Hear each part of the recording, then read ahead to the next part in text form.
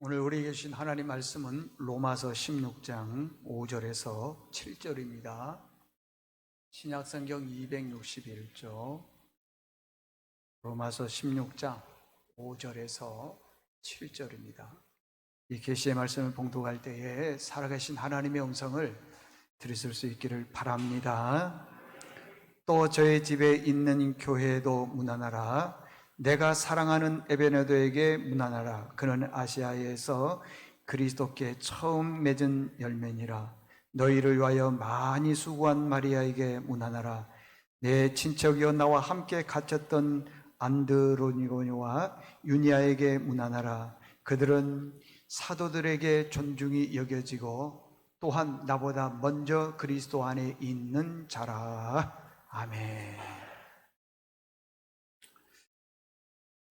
할렐루야. 옆 사람과 인사하겠습니다. 따뜻하게 사랑합니다. 축복합니다. 은혜 받으십시다. 사랑합니다.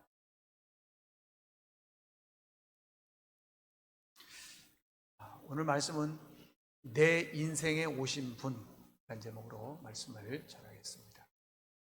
지난주 목요일 날 우리 교회 집사님 자제분이 결혼을 했습니다. 거기에서 제가 이제 말씀드렸던 내용인데요. 요즘 젊은이들에게 가장 핫한 직장이 있답니다. 모든 젊은이들이 그 직장에 꼭 들어가고 싶어 한다는 거예요. 왜 그러느냐? 그 직장에 들어가려면은 무려 경쟁률 1000대 1을 뚫고 들어가야 된다는 거예요. 경쟁률 1000대 1 그러면은 우리는 이렇게 생각을 하는 거예요. 스카이 대학, 최고의 서울대 같은 대학 있잖아요. 그런 대학을 나와야 된다고 생각하고 있는데 그렇지 않습니다. 경쟁률이 1000대 1이지만은요, 그 회사가 필요한 사람을 뽑는데 그 회사는요, 정년이 없는 회사예요. 정년이 없어요. 다니고 싶을 때까지 다니는 거예요. 60, 70, 80 다니고 싶을 때가 다니는 거예요. 정년이 없습니다. 법적으로 보장되어 있습니다. 두 번째는 4년마다 자동으로 진급이 됩니다. 그 회사는 사무 원칙을 지키고 있어요. 사무라는 것은 4가지에 없는 것을 한다 이 말이에요. 첫 번째는 무스펙. 그러니까 우리는 외국에 여행을 갔다 와야 되고 영어를 잘해야 되고 또 좋은 대학을 나와야 되는데 그 회사는 스펙 안 본다니까요. 무스펙. 회사가 잘못하면은, 직원들이 잘못하면 어떻게 합니까? 그걸 빌미로 해서 그만둬 그러잖아요. 그 회사는 무징벌.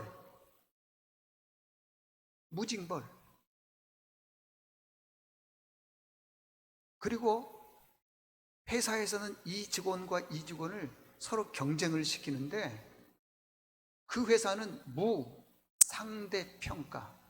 절대 상대평가하지 않는다는 거예요. 참 기가 막히죠? 아까 얘기했던 것처럼 4번째는 무정년. 다니고 싶은 데까지 다니라는 거예요. 그 외에 어마어마한 복지가 있는 거예요. 그 회사 직원들은요, 아침, 점심, 저녁을 와서 공짜로 다 먹게 합니다. 그런데 그 직장에서의 밥을 먹는 그 식당이 저 5성 장급, 이게 굉장히 호텔 요리사 중에 최고의 5성급 호텔의 셰프를 채용을 해서 그냥 호텔 식사를 주는 겁니다. 그것도 뷔페로 아침, 점심, 저녁 마음껏 먹게 해주는 겁니다. 그리고 한 달에 한 번 회사에 직원들이 먹는 음식 식재료들을 1인당 한 사람에게 한 달에 한 번씩 주는 거예요. 공짜로 주는데 그거 1년을 다 합치면은 1년에 약 한 사람당 1000만 원. 이것뿐만 아니라 복지가 굉장히 뛰어나다는 것입니다. 그럼 왜 이렇게 잘해주느냐?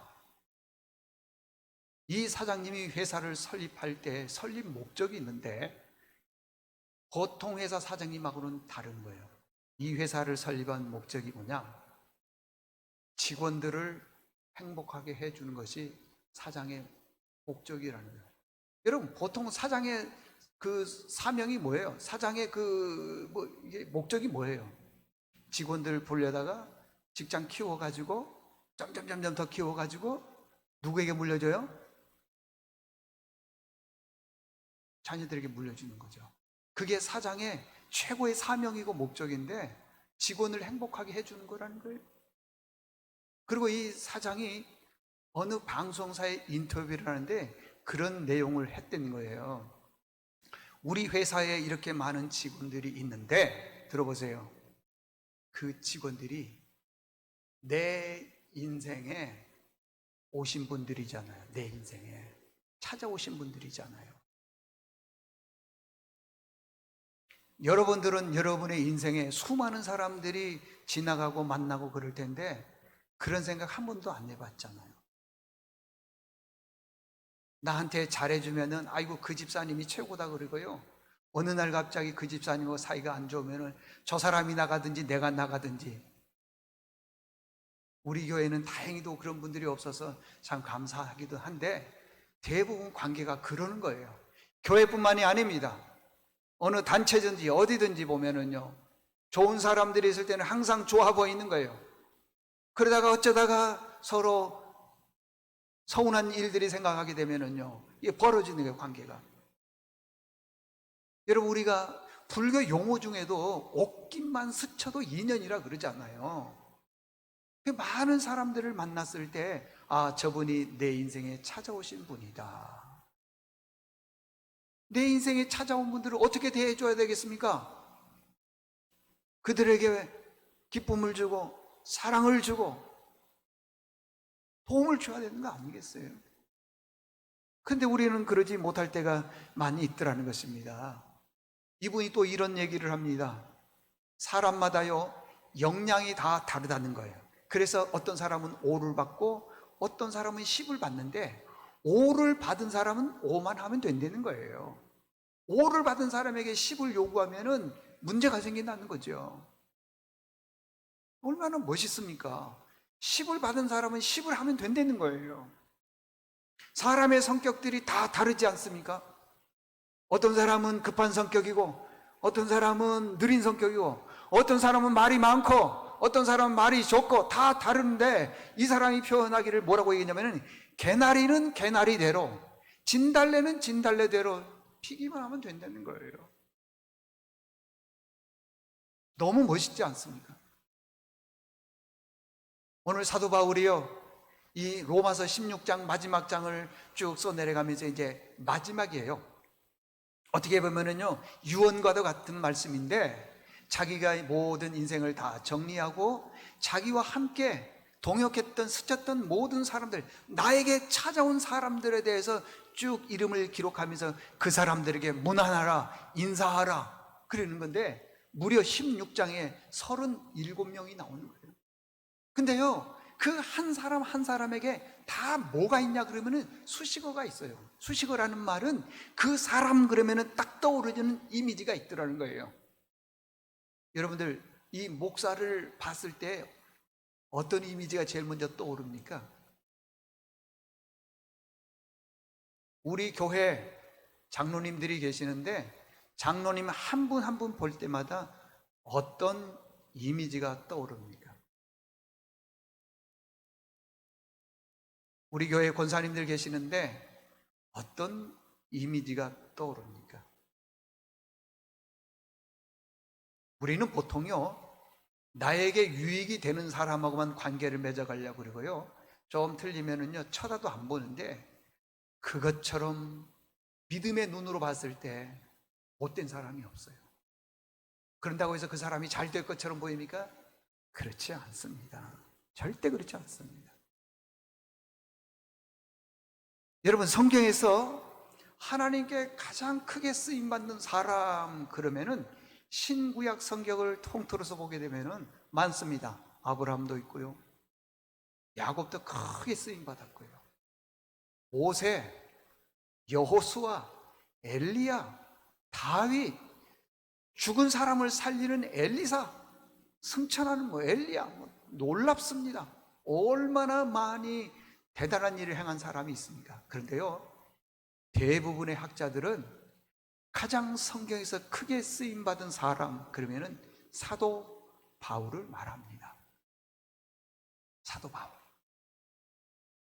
사도 바울은 하나님의 일을 하면서요, 굉장히 사람을 중요하게 여겼다라고 하는 것이에요. 소중하게 여겼다고 하는 것입니다. 우리는 인생을 살아나가면서 여러분 주변에 많은 사람들을 만나고 스치고 지나갔을 거예요. 근데 대부분요, 끝까지 그 사람과 함께하는 사람이 많지가 않아요. 그렇죠? 여러분 인생을 보십시오. 내가 중학교 때, 고등학교 때, 아니면 대학 때, 직장 생활할 때 그 사람을 만났을 때 지금까지 쭉 이루어져 오고 있습니까? 내가 성령이 되고 어른이 됐는데도 대부분 중간에 다 끝내는 거예요. 그 사람도 나에게 별 의미가 없고 나도 그 사람에게 의미가 없다. 그런데 가끔씩 보면요, 오랜 세월 동안 오래 함께한 분들이 있어요. 그분이 내 인생에 찾아오셨다, 이렇게 생각을 하는 겁니다. 자, 바울이 37명의 동역자들을 한 사람 한 사람 소개를 하는데 1절에 보면은 갱그리아 지방에 있는 베베, 베베의 뜻이 뭐냐 그러면은 빛나다, 빛나다. 여러분들 그 사람만 가면은 확 빛나는 경우가 있잖아요.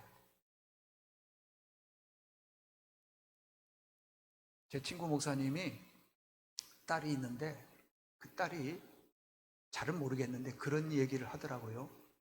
집안에서도 뭐 분쟁이 있거나 우울한 일이 있거나 그러다가 딸이 집안에 딱 들어오면요, 분위기가 확 바뀐대요. 그리고 그 교회도 청년 아이들이 많은데 뭐 여러 가지 일들이 많이 있다 하더라도요, 그 딸만 거기에 딱 들어가면은 분위기가 확 바뀐대요. 확 바뀐대요. 저도 그걸 느껴요. 우리 교회에서도요, 몇몇 분을 보게 되면은 내가 마음이 그냥 꾸물했다가 그냥 탁 침체 늪에 빠진 그런 느낌 들다가도요, 어떤 분을 딱 기억하고 생각하면은 내가 이래서는 안 되지. 그런 사람이 어떤 사람이냐 그러면 베베, 나에게 빛을 비춰주는 사람이라는 것입니다. 베베가 얼마나 귀합니까? 그리고 뭐라고 얘기해 주냐 그러면 그 베베에 대해서 뭐라고 얘기를 했냐 그러면은 그는 나의 보호자다. 그리고 수식어를 뭐라고 했냐면은 로마 교회에 추천할 만큼 탁월한 믿음을 가지고 있다. 1절에 보면 그렇게 나와 있어요. 갱그리아 지방에 있는 베베에게 문안하라. 그 사람은 믿음이 이런 사람이다 라고 얘기를 했는데, 여기 추천하다고 하는 것은 이런 것들이에요. 믿음이 무엇이며 믿음의 사람이 어떤가 이해가시면 아멘. 믿음이 뭐냐는 거예요. 그리고 그 믿음으로 사는 사람이 어떤 사람이냐라는 것을 샘플로 보여주는 게 추천했다 그 말이에요. 제가 이 1절 2절을 오늘 이 성경을 쭉 읽으면서 많이 묵상을 했습니다. 그리고 난 다음에 우리 교회에 대해서 적용을 한번 해봤습니다. 우리 교회에 믿음의 샘플을 다른 교인들이 와서 이 교회는 베베 같은 믿음을 가진 분들이 혹시 있습니까? 라고 물어본다면은 내가 누구를 추천할 것인가? 많은 분들을 생각을 해봤어요. 우리 교회 장로님들, 안수 집사님, 권사님들, 또 각 구역에 있는 집사님들 한 사람 한 사람을 진짜 긴 시간 동안 한번 묵상을 해봤습니다. 믿음이 무엇이며 믿음의 생활을 어떻게 하는 것이 진짜 믿음의 사람인가라는 걸 누구를 한번 예를 들어볼까 해봤습니다.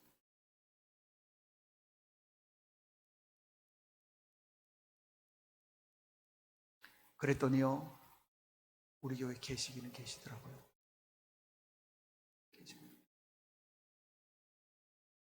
이게 베베에게 주신 말씀이고요, 수식어가 있잖아요. 믿음의 모델. 두 번째는 지난 시간에 말씀드린 것처럼 브리스길라와 아굴라.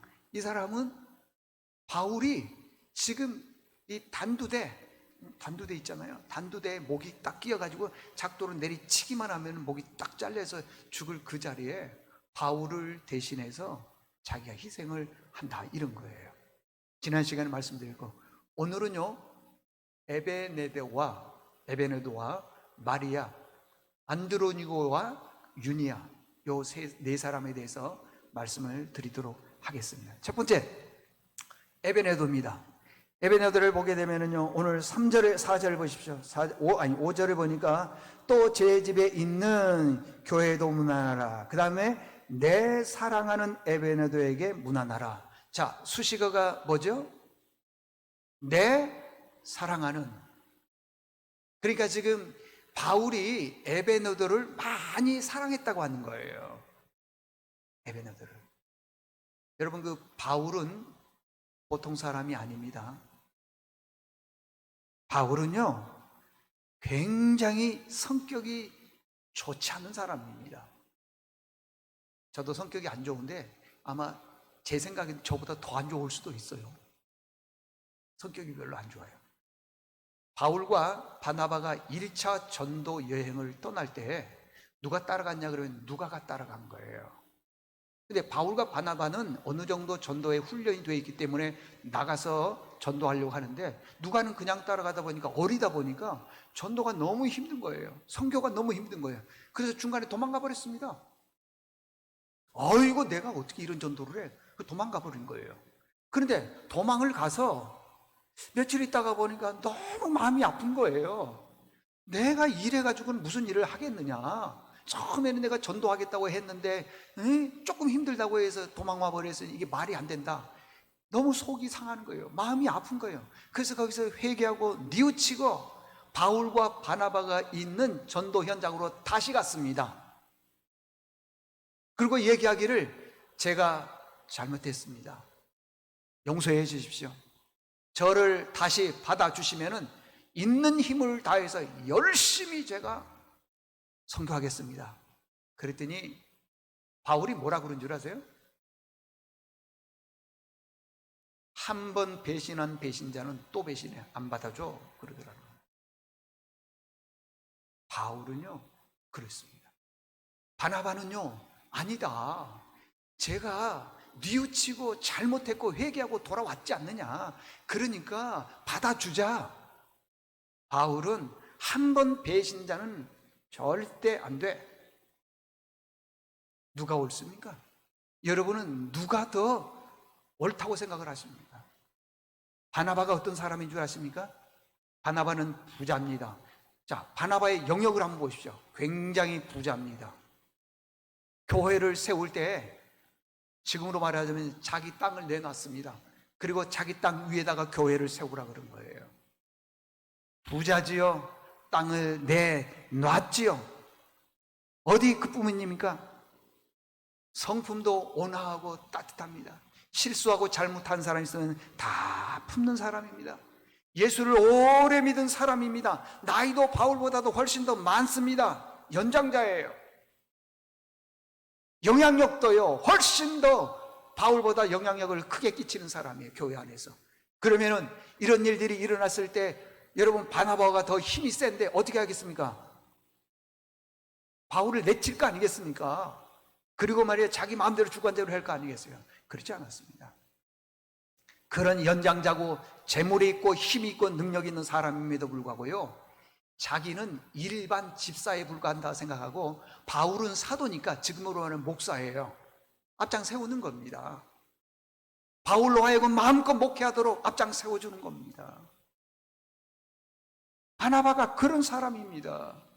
근데 반대로 바울 같은 경우에는요, 차갑습니다. 냉정합니다. 단호합니다. 한 번 잘못하면은요 절대 용서하지 않는 사람입니다. 그래서 누가가 도망갔다가 회개하고 돌아오니까 한 번 배신한 배신자는 또 할 수 있어. 절대 안 받아줬어요. 바나바는 받아주자. 둘이 서로 받아주자. 안 된다. 둘이 서로 싸우는 거예요. 분쟁이 일어난 거예요. 심하게 두 사람이 다투다가요 결국엔 바울과 바나바가 헤어져 버렸습니다. 그래서요 바울은 실라를 데리고 전도를 떠나고요, 바나바는 누가를 데리고 전도를 떠난 겁니다. 그런 그 바울 같은 냉정하고 차갑고 단호한 그 사람에게 사랑을 받는다는 건 쉬운 일 아니에요. 쉬운 일 아니에요. 근데 여기 보니까요, 에베네도는요, 사랑을 바울로부터 많이 받았다는 거예요. 그러면 사랑을 받으면은 여러분들 누구나 아무나 사랑할 수 있습니까? 그렇지 않잖아요. 내가 저 사람 볼 때 사랑하는 것은요, 분명한 사랑을 받을 만한 어떤 이유가 있을 거 아니겠어요? 저 양반은 참 따뜻해. 저 양반은 참 마음씨가 좋아. 말을 참 정말 기분 좋게 해. 뭔가가 사랑받을 만한 게 있지 않습니까? 그냥 사랑은 안 됩니다. 그런데요, 에베네도가 그렇게 바울에 대해서 사랑받을 만한 일을 했다는 겁니다. 했다는 거예요. 여러분, 우리 주변에 사랑받을 만한 일을 할 수 있는 여기 계신 믿음의 식구들 될 수 있기를 바랍니다. 정말 그랬으면 좋겠어요. 맨 누구 평가하고 맨 누구 뭐 어쩌다 그렇게 말하지 말고요, 내가 누구로부터든지 얼마든지 사랑받을 만한 그런 삶을 살아가야 되는 겁니다. 그 중에 하나가 뭐냐 그러면요, 항상 얘기하지만은요, 말을 참 부드럽게 잘해야 되는 거예요. 용서하고 들으십시오. 제 주변에는 다 뭐 목사님들이 아니겠어요, 그죠? 뭐 스님들하고 같이 놀까요? 아닐 거 아니겠어요. 근데 저보다 연배가 많은 목사님들이요, 저를 얼마나 참 잘 귀엽게 봐주시는지요. 그러면 제가 그분들에게 뇌물 쌀게요? 지금 뭐 추석인데 보니까 뭐 그냥 선물하고 그럴까요? 아니요. 여러분들, 말이 그렇게 중요합니다. 말.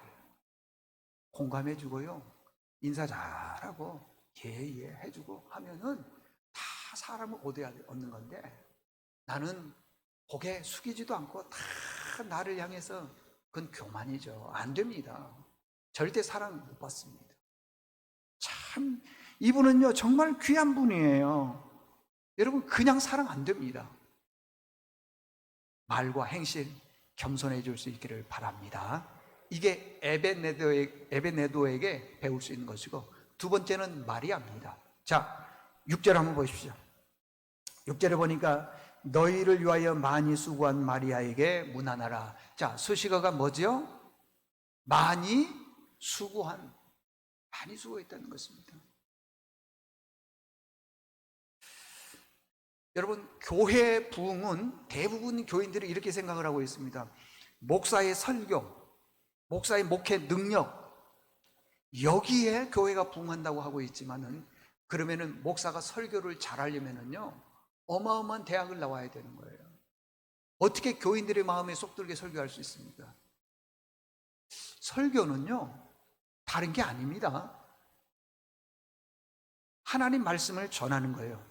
이 설교학에서 들은 이 얘기예요. 그걸 또 어떤 분이 저한테 얘기를 해주더라고요. 설교가 뭔 줄 아십니까?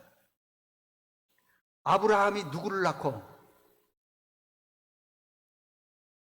이삭을 낳고, 이삭은 누구를 낳고 야곱을 낳고. 근데 어떤 목사님이 이 강남에 있는 큰 교회 목사님, 대형 교회 목사님이에요. 이분이 설교 시간에 이렇게 얘기를 했어요.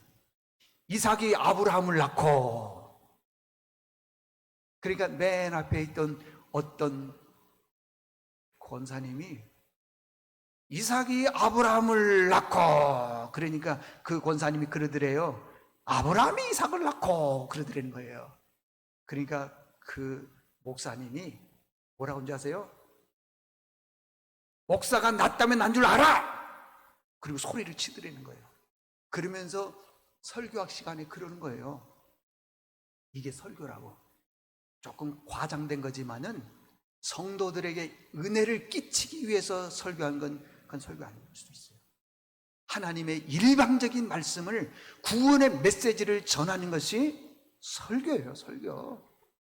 이렇게 본문 하나 딱 읽어놓고 간증 몇 개 끄집어내고 그럴 수도 있겠죠. 나는 그래서 좋아하지 않습니다. 여기 마리아 같은 경우는 수고를 많이 했어요. 교회 부흥은 목사 설교로 되는 게 아니라 같은 동역자들, 여기 계신 모든 분들이 동역자들인데 동역자들의 수고와 헌신을 통해서 교회가 부흥이 일어나는 겁니다. 네? 제가 자주 그리고 늘 느끼지만은요, 이 올여름에 얼마나 더웠겠습니까? 모든 외부에 있는 손님들이 저희 교회에 와서 딱 첫 느낌을 뭐라고 하지 아십니까? 이 교회는 너무 깨끗하대요. 주로 이제 뭐 화장실 이런 데를 많이 보는데 깨끗하다는 거예요. 늘 깨끗하다는 거예요. 왜 그런 줄 아십니까? 무더운 여름에 당신이 맡은 봉사와 충성의 헌신의 자리에서 땀 흘려가면서 이 교회를 깨끗하게 섬겨왔기 때문에 그런 겁니다. 여러분, 앞으로요, 여기 계신 모든 분들 중에 교회 봉사는 최소 2가지 이상을 하셔야 됩니다. 아멘도 안 하고. 여러분, 교회 봉사가 없다고 하는 것은요, 교회 부흥에 관심이 없다라는 것이에요. 교회 부흥에 관심이 없다라고 하는 것은 내가 구원에 확신이 없다라고 하는 뜻이에요. 잘 모르겠습니까? 잘 보십시오.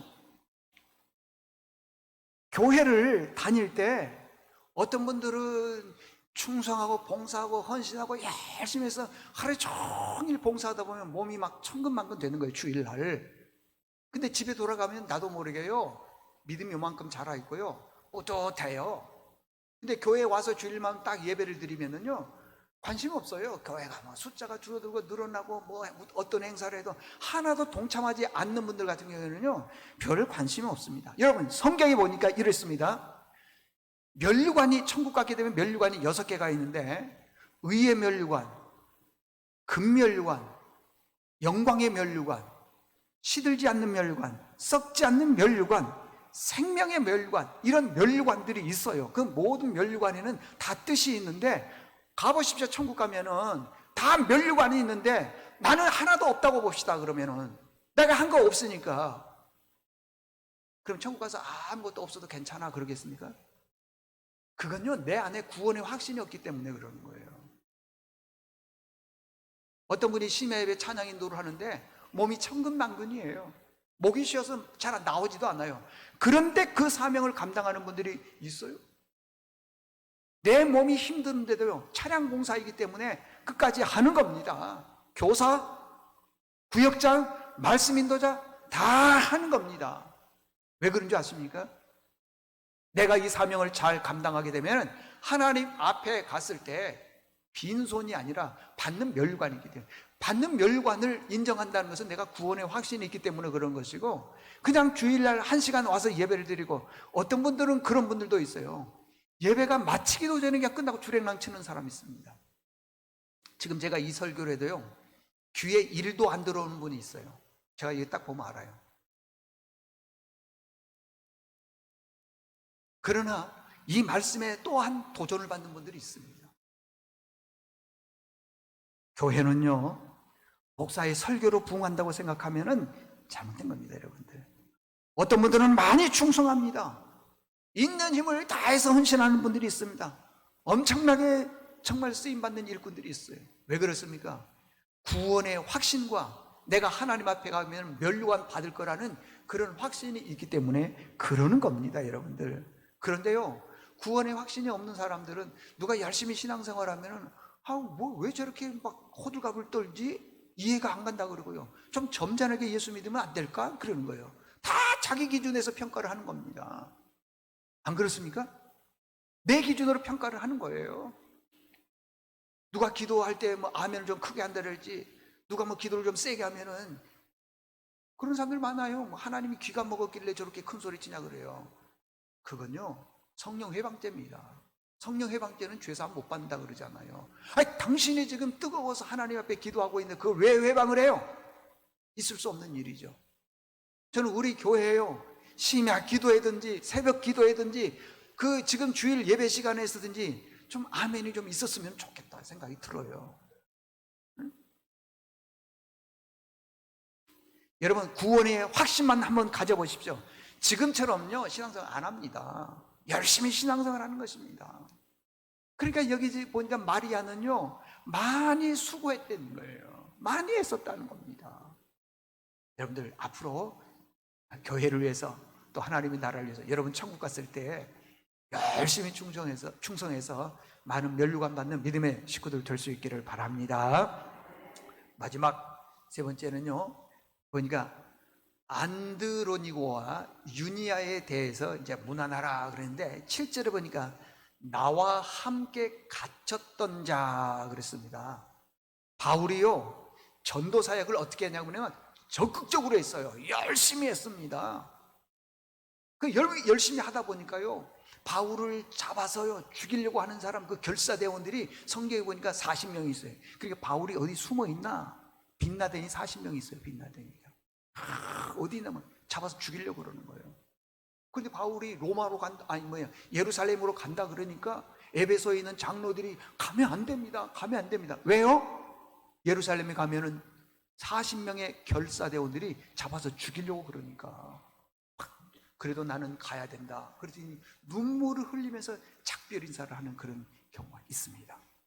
근데 바울이 전도하다가 많은 고난을 겪었습니다. 얼마나 많은 고난을 겪었는지 모릅니다. 핍박도 많이 받았습니다. 제가 지난 시간에도 말씀드렸지만요, 고린도후서 11장 22절에 보니까요, 바울이 40의 하나 감한매를 5번 맞았어요. 3번 태장에 맞고 2번 돌에 맞고 1번 무슨 맞고 춥고 굶주리고 헐벗고 위험이 어마어마하게 많았습니다.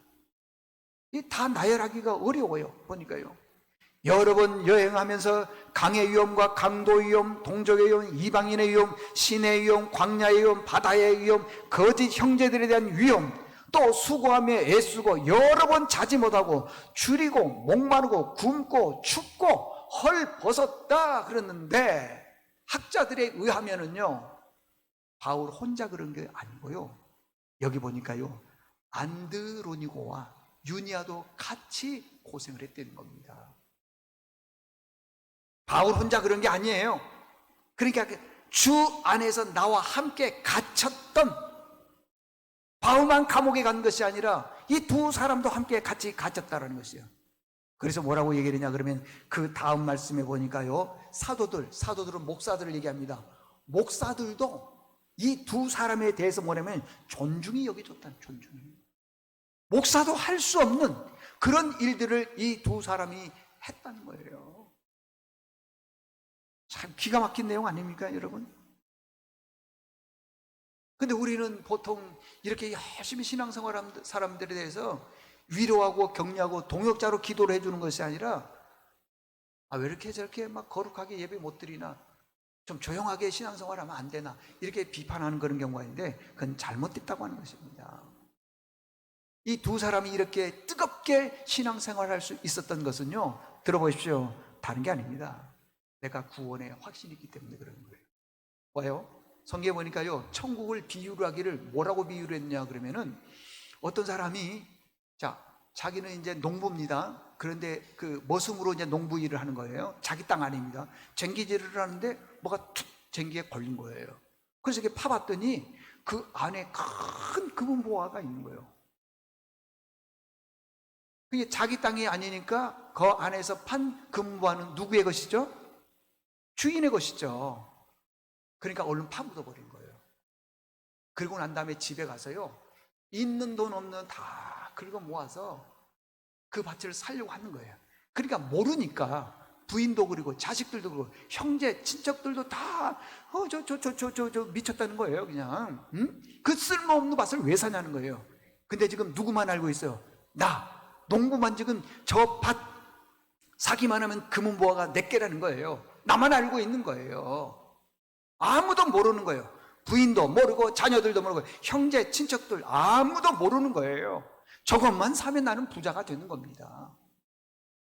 똑같은 거예요. 천국 비유를 그렇게 하는 거예요. 내가 구원의 확신만 있으면은요, 충성하게 되고 열정적으로 믿음 생활하게 되는데, 오래 신앙생활했지만 구원의 확신이 없으니까 믿어지지 않는 거예요. 그냥 와서 예배 한 번만 드리고 가는 걸로 내가 신앙생활을 잘하고 있다고 생각하고 있는데 그건 잘못됐다고 하는 것입니다.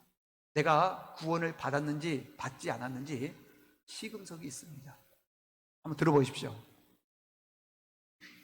이단들이 이렇게 얘기를 합니다. 특별히 구원파들이 그렇게 얘기해요. 당신 구원 받았습니까? 그러면은요, 이거 잘 들으세요. 예, 구원 받았습니다. 그러는 거예요.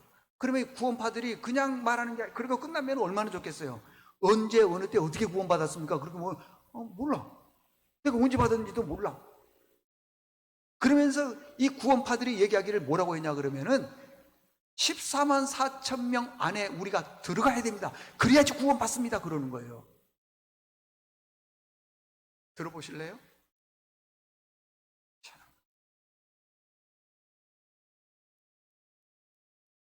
여러분, 하나님께서 천지를 창조하시고 인간을 창조하신 이후로에 지금까지 수천 년, 어쩌면 수억 년이 될지도 모르죠. 그 역사 속에서 우리 인간이 몇 명이나 될까요? 지금도 뭐 75억 명이라고 하는데 몇 명이나 될까요? 몇 명? 진짜 셀 수 없을 만큼 어마어마하게 많은 수천, 수백억 명일 거야 아마. 그런데 14만 4천 명만 구원한다고요? 여러분, 이 중랑구 인구가 몇 명인 줄 아십니까? 40만 명입니다. 수백만 명이 되는 사람 중에 중랑구 인구 3분의 1도 안 되게 14만 4천 명만 구원한다면은 한번 생각해 보세요. 하나님이 천지를 창조하시고 하나밖에 없는 아들 독생자 예수 그리스도를 위해서 이 땅에서 우리 죄를 위해서 죽게 하셨는데 그 구원이 실패한 거 아닙니까? 14만 4천 명이라면은 그 14만 4천 명 구원하기 위해서 아들 독생자 예수 그리스도를 이 땅에 보내셨겠어요?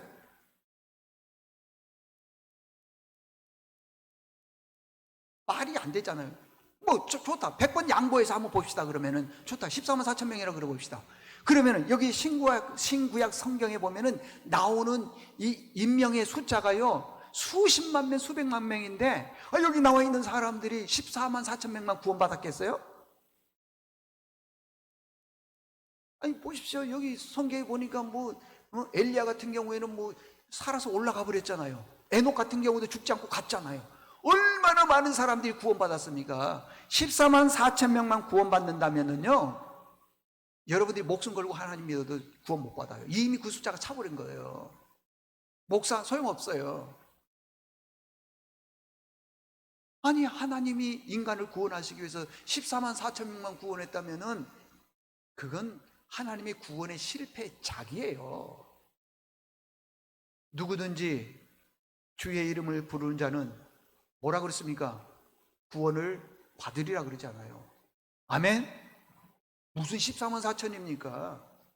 여기 계시록에 나온 14만 4천 명은요 네로 황제 이니셜의 숫자예요. 알파벳에는 숫자의 뜻이 있거든요. 그것을 다 모아놓으면 14만 4라는 거예요.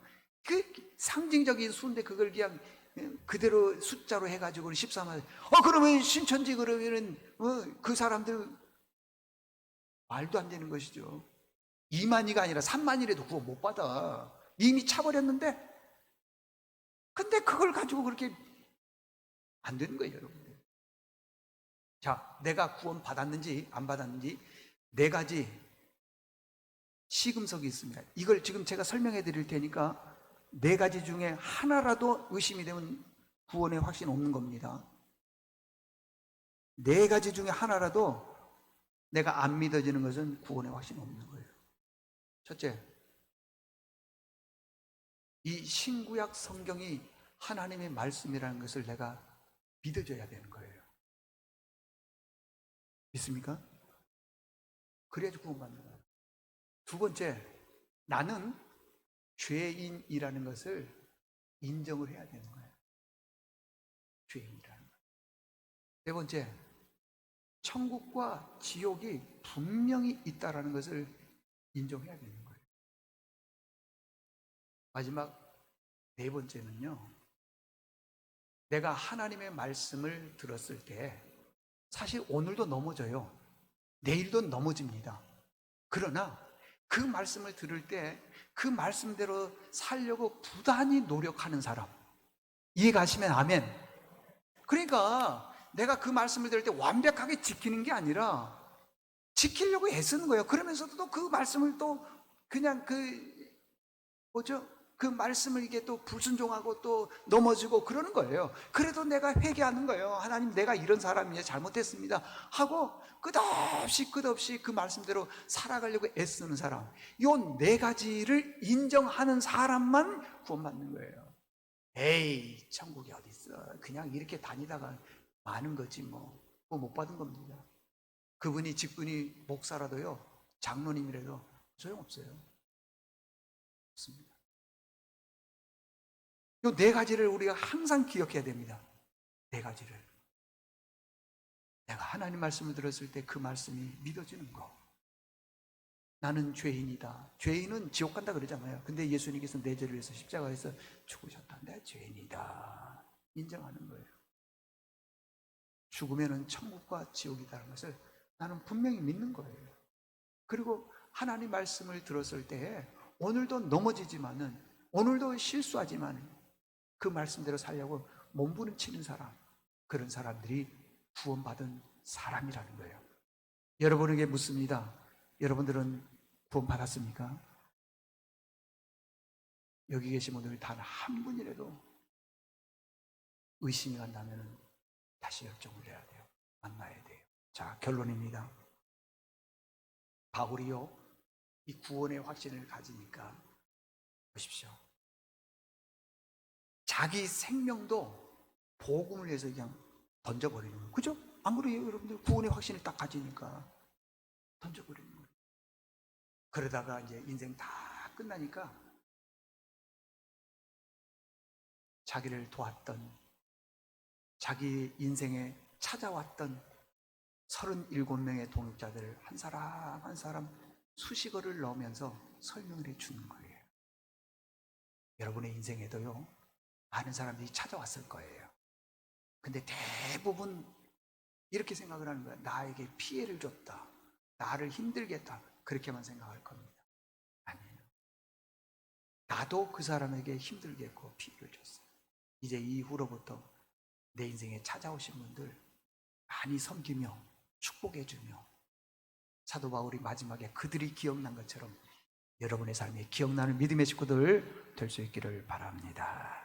하나님 아버지, 감사합니다. 오늘 사도 바울이 이제 인생 여정에서 마지막으로 기억나는 사람들을 수식어를 집어넣어서 한 사람 한 사람 문안하는 것을 보게 됩니다. 우리 인생 여정에도 많은 분들이 찾아왔는데 이익에 관계되다 보니까 관계가 깨지는 경우가 많이 있었는데, 이제 저희들이 말씀을 들었사오니 내 인생에 찾아온 귀한 분들 잘 축복해주며 섬겨주며, 그래서 좋은 관계를 유지해서 승리하는 인생이 될 수 있도록 도와주시옵소서. 예수님의 이름으로 기도드리옵나이다. 아멘.